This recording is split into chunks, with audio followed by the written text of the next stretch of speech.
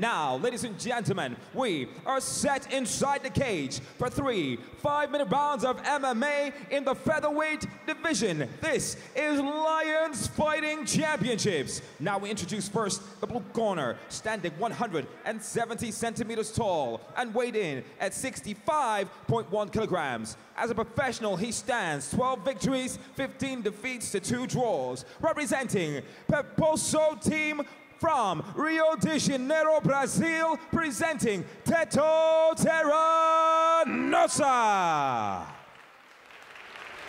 And across the cage, his adversary in the red corner, weighed in at 66.4 kilograms. As a professional, he has 5 victories to 6 defeats, representing Parabellum Combat Club, fighting out of France, presenting Jean Loua. When the action begins, your referee in charge, Patrick DeCaro. Et merci à Bubba Johnson pour la présentation des deux combattants. On disait ça va aller très très vite parce que plus on est dans les petits poids et plus on se dit que ça part dans tous les sens.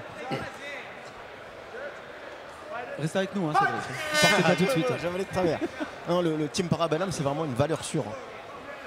C'est une valeur sûre du MMA français. C'est un club qui existe vraiment depuis le début et qui a toujours formé des bons combattants, solides, complets, avec vraiment des coachs qui sont très très bien formés. Une petite phase d'observation entre les deux. Teranosa et les gants bleus. Alors, du côté de Teranosa, on voit quand même l'expérience, les déplacements. Voilà, on revient sur les déplacements. Ouais, déplacements de capoeiriste. Voilà, avec des feintes, avec des formes de corps. Et on parle surtout, on voit surtout le travail du haut du corps qui est le plus spectaculaire lorsqu'on parle de capoeira, mais le travail des jambes est phénoménal aussi. Oui, vraiment. Tout par-delà presque. Tout par-delà, c'est-à-dire qu'ils ont vraiment des espèces de toupies sur leurs jambes ou alors sur leurs bras. Une première minute d'observation. Souvent les capoeiristes, c'est des gens qui ont un peu une formation brésilienne, ils sont aussi très très forts au sol. Vraiment, un Brésilien ne pas être un adepte du jiu-jitsu, ce serait assez surprenant. Et bon travail avec le bras arrière qui est passé pour Teranosa. Il vient tout de suite, alors c'est bien défendu. Et on est parti pour une première phase de sol dans cette deuxième minute du premier round. Voilà, on a Jean Loua qui a accepté le fait d'avoir été amené au sol et qui a préféré, plutôt que de défendre à tout prix, prendre une position sûre et avantageuse. Attention en revanche à se relever très vite, hein, sous peine de se faire sanctionner derrière.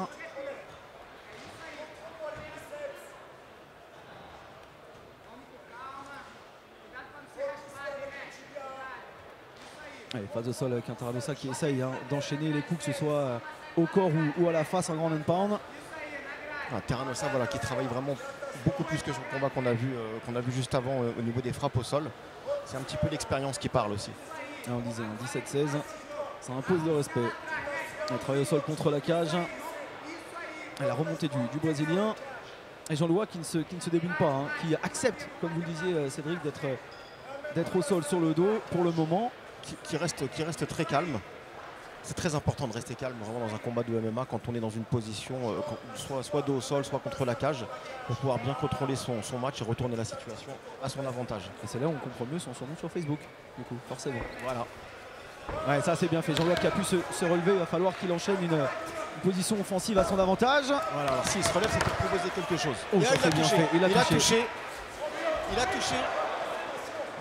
Mais c'est maintenant que le plus dur commence pour Jean Loua. Voilà, à mon avis, il faut qu'il se relève tout de suite, qu'il fasse relever le combat. Voilà, c'est ce qu'il fait exactement. Voilà, à mon avis. On a vu une vraie bonne minute chez le Français parce qu'il a accepté d'abord de subir en quelque sorte, même si les assauts du Brésilien n'étaient pas énormes. Et derrière, il a repris les devants. Et c'est ce round qui est en train de changer au moment où nous sommes passés dans la deuxième partie de cette première reprise. Et il est resté très calme pour pouvoir proposer son... attention sur une clé, il est vraiment pris. Il est toujours dans la défense, il n'a pas le bras tout à fait dans l'axe. Il faudrait que Teranosa remette son bras dans l'axe pour pouvoir lui placer la clé. Il ne faut pas lâcher, c'est maintenant, il ne faut pas lâcher pour Jean Loua. Le bras est en train de venir dans l'axe. Ça devient compliqué, il est en train de nous souffrir, le faciès qui est en train de se serrer. On le voit grimacer là, il appuie avec les deux jambes, ça devient même un petit peu dangereux. C'est compliqué, il faut absolument sortir de cette drôle de situation, sinon le combat sera terminé. Il se relève à mon avis, il va sûrement. Non, ça y est. Quelle c'est sorti, incroyable défense! Incroyable défense de Jean Louis qui demande de nouveau à son adversaire de se relever parce qu'il n'ira pas le chercher au sol. C'est une certitude. Ah là, le mental et le physique, les deux ont pu faire la différence du côté de Jean Louis qui repart sur ses pieds debout. Jean Louis il a laissé quand même quelques plumes. On le voit là physiquement, ça l'a éprouvé. Il va falloir tenir encore une minute avant de profiter d'une minute de pause bien méritée de l'inter-round. Et pourquoi pas toucher une dernière fois, il l'a vu. On a glissé, étonnant. On est d'ailleurs glissé parce qu'on est sur une surface, Cédric, qui est bonne pour les pieds. Oui, c'est pas une surface cirée, donc ça empêche de glisser. Et pourtant, il me semble que Jean Louis est légèrement ouvert au-dessus du nez. Alors c'est pas grand-chose. Mais par rapport à son adversaire, par rapport à Terranosa, quand on voit qu'on a touché son adversaire, qu'on l'a légèrement ouvert et gratiné, ça met en confiance. Ouais, il a gratiné au niveau de l'intérieur de l'arcade droite, Jean-Louis qui ne saigne pas encore abondamment. D'ailleurs, c'est une des règles qu'a voulu l'organisateur, le Lions FC. C'est en cas de trop gros saignement, on fait intervenir les arbitres. Si on ne peut pas tout simplement réparer cette blessure, le combat serait terminé. Parfaitement logique. La santé avant tout. Ouais, Jean-Louis qui a mieux terminé debout, qui a subi, qui a sans doute laissé des plumes. Mais quand on est à la place du Brésilien, on se dit mince, on avait quasiment la victoire au bout de la clé, ça n'est pas passé. Jean-Louis qui a même laissé tomber son protège-dents. Il va vraiment falloir qu'il mette à profit sa minute de repos. Bon, et là, on attendait du côté des Brésiliens le fameux pire sentiment de ta carrière. Lorsque Terranosa a répondu à nos questions. Certes, il a proposé du jeu, mais on n'est pas non plus dans l'éclatement total et dans un face-à-face complètement déséquilibré. On n'est pas non plus dans une énorme guerre. C'est un petit peu plus tactique, je dirais. On a quelqu'un qui veut amener au sol et on a quelqu'un qui préfère rester debout. Donc on a vraiment une différence de style. Après, l'expérience est évidemment du côté de Terranosa et ses 33 combats.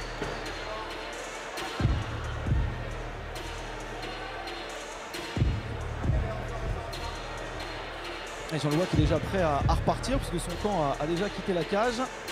Voilà, il a remis son protège-dents. Heureusement d'ailleurs, tout va bien. Voilà, il va falloir sortir parce que la minute est quand même très longue. Soigneur dehors, comme dirait l'arbitre.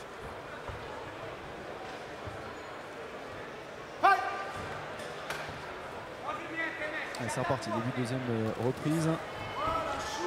Sous les yeux de Patrick De Caro. Un premier travail aux jambes, ça claque. S'ils ne sont pas forcément mal. Oui, ils sont passés comme le kick. Il devrait peut-être essayer d'en mettre plus souvent. D'ailleurs, c'est un petit peu la faiblesse du MMA. Beaucoup de combattants n'osent pas mettre les low kicks, Cédric. On n'en voit pas énormément des bons low kicks. Le problème des low kicks, c'est que quand on passe trop la hanche, on prend vraiment un gros risque, le risque de se faire amener au sol. L'enchaînement avec les points de la part de Terranosa. En MMA, il faut vraiment faire attention. Quand on met le low kick, on a tendance à moins passer la hanche pour éviter de se faire amener. Allez, de nouveau comme lors du début du combat, Jean-Louis qui se retrouve dos au sol. Il va falloir travailler, accepter que son adversaire soit au-dessus. Terranosa qui a saisi les poignets de son adversaire au sol pour l'empêcher de mettre les frappes et pour essayer de passer la garde, chose qu'il a à peu près réussi de faire et là on relève. Ouais, bien relevé d'ailleurs, et pas parce que l'arbitre l'a demandé. Non.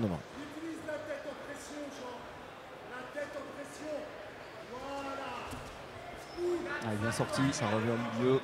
Bien sorti de cette phase de clinch. Il va falloir que Jean-Louis prenne d'assaut cette cage et commence à faire mal à son adversaire. Il a bien vu arriver ce crochet large. Il est venu d'un peu loin, mais ça reste quand même dangereux.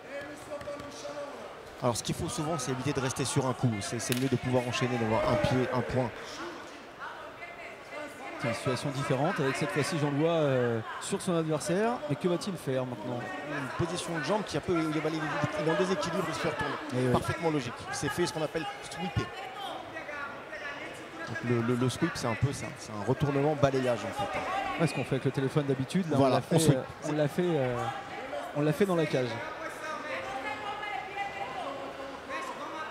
Encore une bonne lecture au sol de la part de Carlos Eduardo de Acevedo parce qu'il avait senti justement qu'il y avait la possibilité de ce retournement.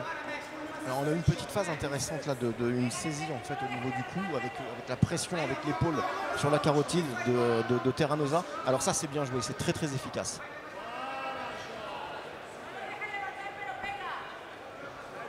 Allez, pour essayer de placer ses frappes. On avait vu un Terranosa différent lors du premier round parce qu'il essayait de travailler son grand pound. Là, c'est plus difficile pour lui. Il essaye surtout de ne pas commettre d'impair, pas laisser d'espace non plus. On le voit vraiment coller à son adversaire. Je pense surtout qu'il veut vraiment garder son adversaire au sol pour pouvoir le travailler et éviter les phases debout. Même si debout, il est tout à fait à l'aise. Hein,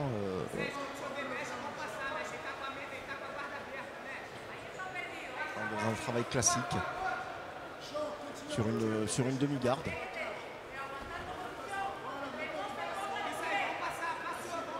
Il y a beaucoup de combattants brésiliens qui affectionnent la demi-garde quand ils sont au-dessus et pour pouvoir placer les frappes au sol. Encore faut-il pour ça avoir un petit peu d'espace pour engager la frappe parce que sinon on se dépense et ça ne fait rien à l'adversaire au final. Hein. Voilà. Et pour l'instant ce début de soirée pro nous confirme que d'un, les arbitres sont au rendez-vous et que de deux, les phases au sol sont importantes et prolongées. On voit que Jean-Louis est vraiment fatigué. Azevedo et Jean-Louis. Il va falloir aussi relever les mains parce que la fatigue de Jean a comme conséquence d'ouvrir un petit peu des possibilités en stand-up. Terranosa qui tourne en baissant les bras, surtout qui tourne du mauvais côté. Il s'expose au bras arrière de Jean-Louis. Il a repris l'autre sens. Il retourne. On a vraiment une belle ouverture de Jean-Louis. Alors c'est peut-être un piège, mais c'est dommage. Hein. Et la nouvelle transition et phase de sol. Et l'autre qui sont juste devant nous avec un travail de jambes qui est obligé de faire comme il le peut, dirons-nous. Terranosa qui contrôle toujours ce poignet de son adversaire contre la cage. Il part sur une position de plus ou moins d'étranglement. Non, il en est vite sorti de cet étranglement. Voilà, en revanche, il a pris le dos. Attention, Jean-Louis qui est en erreur. difficulté. Terranosa qui est passé. Il faut que l'avant-bras puisse complètement passer sous le menton de l'adversaire. Jean-Louis qui défend. Alors il a comme avantage Terranosa au départ d'avoir pu s'appuyer sur la cage. Il va travailler les frappes pour vraiment la Jean-Louis dans une position qui est vraiment très inconfortable. Ouais, parce que même si les coups ne sont pas forcément victorieux, ils font pas mal, s'il y a une succession de coups, l'arbitre peut arrêter aussi parce que l'adversaire n'a plus de possibilité de répondre. Hein. C'est vraiment, très épuisant comme situation. Quand on est dos contre la cage, on est un petit peu entre prendre des frappes, donner son dos. On a des choix à faire et on lui laisse de l'énergie. Allez, on est dans les dernières secondes, les 10 dernières secondes de cette reprise. Et le travail du Brésilien Carlos Eduardo de Acevedo pour terminer, pour conclure. Une deuxième reprise intéressante là aussi avec encore une fois un travail plein d'expérience, de maturité, notamment dans les phases au sol de Terranosa. Une très très bonne gestion. Alors on a vu Jean-Louis se relever d'une manière un petit peu plus péchue qu'au premier round. Il a peut-être repris du souffle, sait-on jamais ce qu'on appelle le deuxième souffle.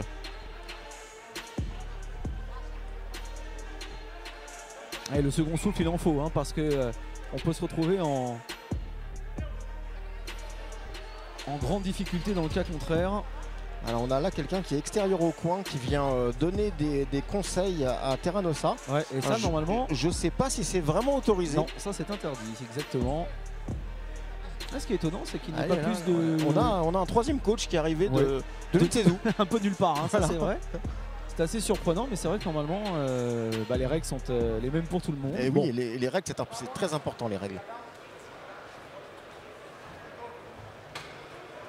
Bien vu. Vous avez l'œil partout, hein, Cédric. Ça, c'est la déformation du coach. Ça, c'est superbe. Jolie accolade. Ouais, début de dernière reprise. Comme quoi, entre le trash talking et la réalité du combat, c'est tout autre. Qui reprend encore avec un low kick. Et oui, c'est bien de travailler comme ça. Il faudrait vraiment que Jean-Louis envoie son bras arrière en crochet large parce qu'il y a un boulevard. Hein. Surtout qu'il y a du feu en plus dans ce bras arrière de Jean-Louis. On voit que les bras très bas de Azevedo permettent d'avoir ces possibilités-là. Attention. Qui ramène au sol. Un petit peu ce qu'on appelle le fameux H-bomb, ce bras arrière qui part de loin comme ça en crochet large, qui est tout à fait adapté par rapport à son adversaire. Big up à Dan Anderson. Oui, Dan. Qui l'a popularisé, qui l'a rendu célèbre dans le monde entier, ce H-bomb. Quand on sent soit le coup passé, soit quand il loupe, on sent le vent qui passe de la puissance de sa frappe. Vous savez quoi, j'ai eu l'occasion de le tester, de le prendre ce H-bomb, entre 5 et 10% à la Team Quest, du côté de Temecula en Californie, je m'en souviens encore. Pourtant c'était il y a 5 ans, dans ma folle jeunesse. Dan Anderson, c'était vraiment c'est toujours une force de la nature. Une puissance énorme. Vous êtes de la même génération avec Endo. Il est un petit peu plus vieux que moi. Un petit peu plus. Il y a quand même des combattants plus vieux que vous, Cédric. C'est vraiment incroyable. Alors je suis de la deuxième génération. on revient à ce qui se passe dans la cage parce qu'on se retrouve avec une similitude par rapport au premier round avec un Jean Louis qui attaque cette reprise en étant dos au sol et qui va devoir trouver des solutions pour se sortir du guêpier tendu par le Brésilien. Là, le problème, c'est qu'il commence vraiment à être un petit peu éprouvé physiquement et c'est beaucoup plus dur pour pouvoir se relever.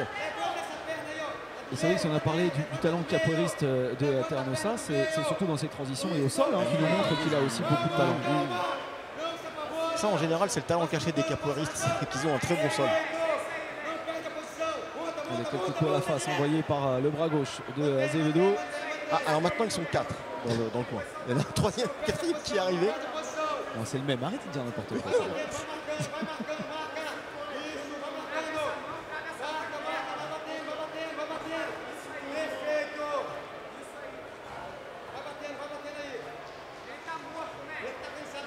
Et Jean-Louis qui essaye de se défendre comme il le peut, mais c'est difficile. Succession de coups, enchaînement de coups. Marteau qui commence à faire effet du côté de Azevedo. J'ai été mauvaise langue. La quatrième personne, c'est quelqu'un qui est en train de filmer en fait. Mais ça compte comme coach Non. Allez, il va falloir se relever. Il va falloir essayer en tout cas de se relever pour Jean-Louis sous peine de voir cette troisième reprise lui échapper et le combat par la même occasion. Il va falloir trouver des solutions fortes dans ces 2 dernières minutes. Il faudrait qu'il arrive à se relever et qu'il fasse parler les points. Le problème, Cédric, c'est qu'en face, il y a un garçon qui n'est pas là que pour contrôler la position, qui travaille aussi. Du coup, difficile pour l'arbitre dans ces cas-là d'intervenir pour les faire relever parce que le travail, il est là. Le travail est effectué, il y a de l'action. Ah, là, il part sur un début de clé de cheville. Mais non, je pense que c'est défendu. Mais bon, retournement. Alors, il faudrait qu'il tienne cette position et qu'il envoie les frappes. Et maintenant, il faut frapper pour Jean-Louis. Il faut aller frapper. Il faut jouer son bateau. Il faut vraiment jouer son bateau. Il prend une position montée, une position très intéressante. Et là, c'est le travail de grand peintre qui peut faire la différence. Attention de ne pas s'accrocher. On parlait des accrochages avec les mains. Avec les pieds, c'est pareil. Interdiction de s'installer dans la Terranosa qui s'accroche vraiment comme une glue à son adversaire, qui donne son dos. Il a donné le dos. Et là, il faut en profiter. Pourquoi pas pour Jean? Tout de suite, il faut mettre les crochets. On a une très très bonne position. Est-ce qu'il est capable de passer la hanche et de prendre le dos complètement? Non, en tout cas, il est en position favorable, Jean-Louis. Et là, il faut qu'il fasse la différence maintenant. Allez. Quel travail de Carlos Eduardo de Acevedo. Il a quand même pris un gros risque au moment où il a donné son dos, mais bon, il a réussi à... La fatigue aidant, peut-être que Jean-Louis n'a même pas pu profiter de cette ouverture. Soit au niveau physique, soit au niveau lucidité. Quand on est fatigué, on perd aussi énormément en lucidité. Vous avez vu une nouvelle fois, le talent au sol fait que dès lors que Azevedo pouvait se relever, il a choisi de repartir sur une phase de sol, enchaîner avec une nouvelle position supérieure. C'est toute la clé du MMA en fait, c'est d'amener son adversaire dans son terrain, sur son terrain. Et là pour le coup, le terrain se situe sur l'extrémité de la cage, sur un mètre carré. Là, il est en train de lui mettre vraiment l'épaule dans la gorge. Et ça, c'est très très inconfortable et c'est un étranglement. Ça paye pas de mine, mais moi je le vois à l'entraînement, il y a des gens qui tapent là-dessus, parfois en combat aussi. On est même sur une phase de bras-tête. On est sur un étranglement bras-tête. Attention parce que ça va être long, 30 secondes encore à tenir, ça peut être très très long pour Jean-Louis, qui de nouveau se retrouve dans une position inconfortable comme il l'était lors de la deuxième reprise. Pardonnez-moi, mon chrono était un petit peu défaillant. Étonnamment d'ailleurs, surprenant. Il y a Raoul qui a... Ouais. Allez, fin de ce combat, on disait extrêmement intéressant entre deux garçons qui connaissent leur job, avec une supériorité malgré tout sans doute pour Azevedo. Teto Terranosa qui a été bon sur ce qu'on attendait et qui a été surprenant là où on n'attendait pas finalement. Allez, on va attendre la décision des juges. Cette décision qui va intervenir dans quelques instants. Elle est faite. Nouvelle montée pour Mr. Action, Bubba Johnson. Et l'entrée dans la cage pour le ring announcer anglais que l'on connaît aussi pour d'autres organisations, notamment le ring announcer du Bama. On a le coach de Terranosa qui le porte déjà en triomphe. Et bon, on a quand même eu une belle guerre de Jean-Louis qui s'est vaillamment battu. Ouais, mais ça c'est plus la guerre psychologique qu'autre chose. On aime bien comme cela lorsqu'il y a une décision montrer qu'un adversaire était au-dessus de l'eau du côté des camps. C'est de bonne guerre, dirons-nous. Finalement, la décision n'est pas si évidente que cela, puisque on attendait la montée rapide Notre ring announcer est encore en train de discuter un peu. En train de déplucher les cartes. Ouais. Non, je pense pas qu'il y ait vraiment de grosses surprises. On rappelle hein, le classique des points, 10 points pour le vainqueur, 9 points ou moins pour le vaincu selon le travail sur l'adversaire. Allez, c'est parti pour la décision. Ladies and gentlemen, after 3 rounds, we go to a judge's decision. Our judges scored about 30-26, 30-27, 29-26, declaring your winner by unanimous decision in the blue corner, Teto Terra. Pas de surprise. Ouais, bien qu'un jugement au niveau des notes peut être un petit peu dur hein, quand même du côté des juges. C'était déjà le cas sur le combat précédent d'ailleurs, on avait trop rien dit, mais c'est vrai que on n'hésite pas à mettre 8 points ou moins hein, aux adversaires qui perdent le round. Terranosa qui était très content, il a failli nous refaire j'ai cru qu'il allait nous faire une petite phrase de capoeira. Ouais, bah non. Non trop fatigué sans doute parce que c'est vrai qu'il s'est beaucoup donné quand même. Il aurait pu quand même, j'aurais voulu voir quelque chose.